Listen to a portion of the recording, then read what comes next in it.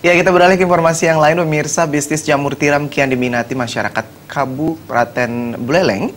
Nah, selain sebagai obat, jamur tiram juga jika dirawat dengan benar akan mendorong pertumbuhan ekonomi dan penyerapan lapangan pekerjaan baru bagi masyarakat.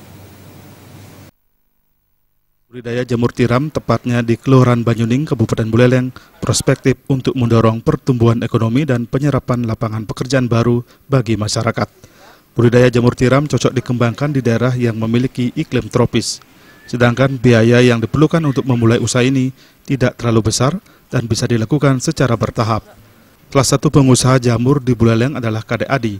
Meski baru sebulan menjalani usaha tersebut, hingga kini belum pernah mengalami kendala, baik produksi maupun pemasaran. Sebab produksi jamur tiram dengan menggunakan bahan baku yang berkualitas sehingga permintaan pasar cukup tinggi. Namun selama ini pembudidayaan jamur tiram belum mampu memasarkan keluar daerah akibat keterbatasan modal.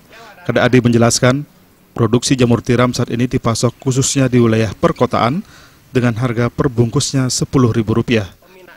Dirinya mengaku kewalahan mengatasi pembeli yang setiap hari datang ke rumahnya karena jamur tiram banyak diminati masyarakat. Karena mengandung vitamin B12 dan sangat bermanfaat menurunkan gula darah, kolesterol, dan juga sebagai antioksidan. Dia tumbuh, jadi kita cabutnya tiap hari.